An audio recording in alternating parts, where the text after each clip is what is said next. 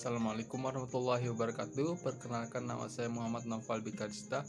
Saya dari Pendidikan Bahasa dan Sastra Indonesia Universitas Mataram.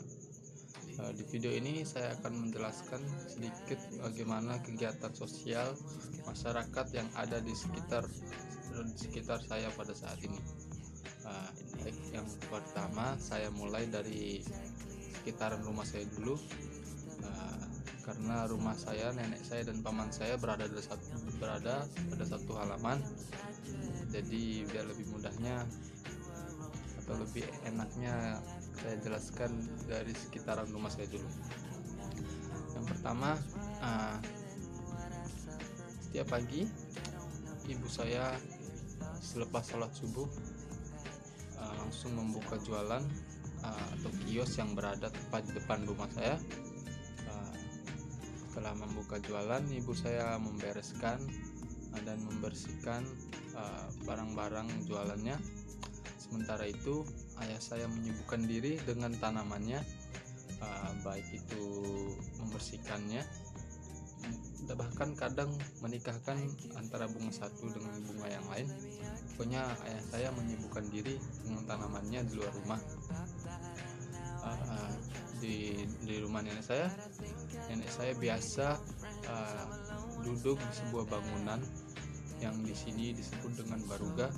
Di situ nenek saya duduk dan kadang tidur dan istirahat di sana. Bahkan nenek saya sembahyang atau beribadah di tempat tersebut, karena memang di dalam rumah tidak ada orang, maksudnya tidak ada teman berbicara nenek di dalam kamar. Dan juga nenek trauma dengan bencana gempa dulunya yang pernah melanda. Jadinya nenek karena sudah tua, jadinya susah untuk melarikan diri atau kabur pada saat gempa.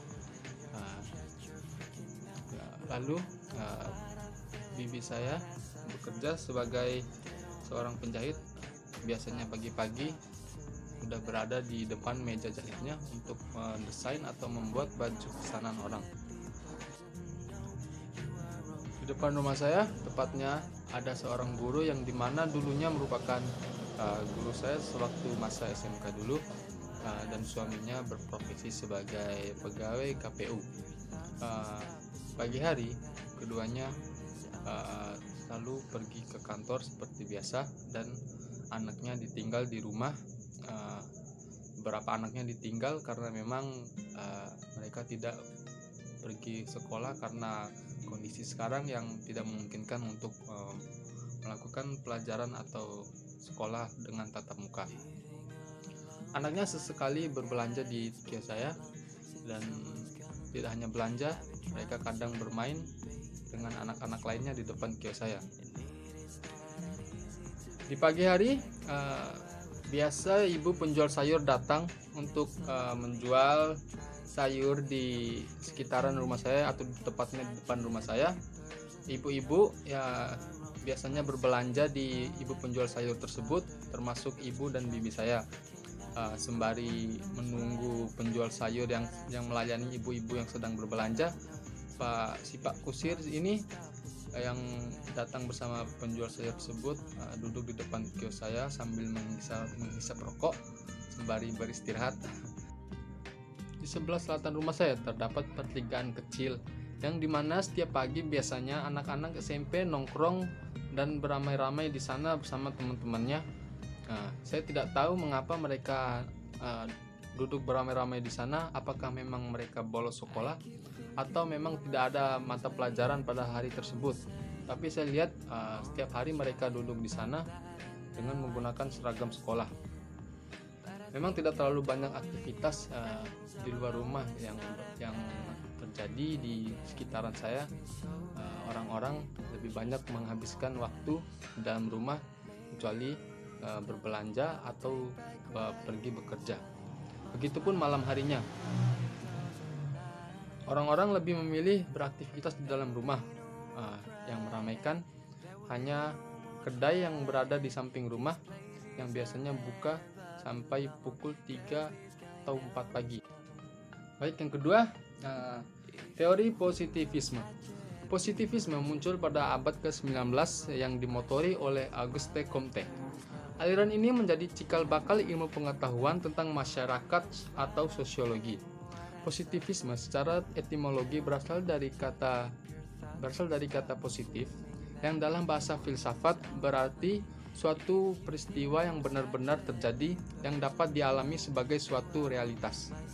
Ini berarti yang disebut sebagai positif bertentangan dengan sesuatu yang hanya ada dalam angan-angan atau impian. Terdapat 3 tahap sosiologis yang terdapat dalam teori positivisme. Yang pertama, teologis. Teologis merupakan tingkat pemikiran manusia di mana ia memahami bahwa semua gejala di dunia ini disebabkan oleh hal-hal supernatural.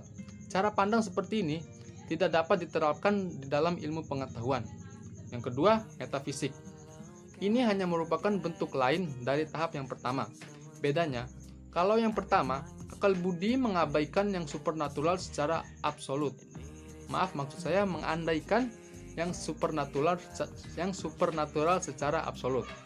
Sedangkan metafisik mengandaikan adanya kekuatan-kekuatan abstrak, hal-hal yang benar-benar nyata, melekat pada semua benda dan mampu menghasilkan gejala-gejala yang ada di dunia. Dalam tahap ini, manusia belum berusaha untuk mencari sebab, serta akibat dan gejala-gejala. Dan yang terakhir, positivistik. Tahap ini mengandaikan manusia sudah dapat berpikir secara ilmiah. Akal budi manusia tidak lagi memusatkan perhatian pada pengertian-pengertian absolut, asal dan juga tujuan alam semesta, tapi memusatkan perhatian pada studi tentang hukumnya yang tidak berubah. Sarana-sarana pengetahuan ini adalah penggabungan antara penalaran dan pengamatan secara empiris. Baik, mungkin itu saja yang bisa saya jelaskan. Lebih dan kurangnya mohon maaf. Assalamualaikum warahmatullahi wabarakatuh.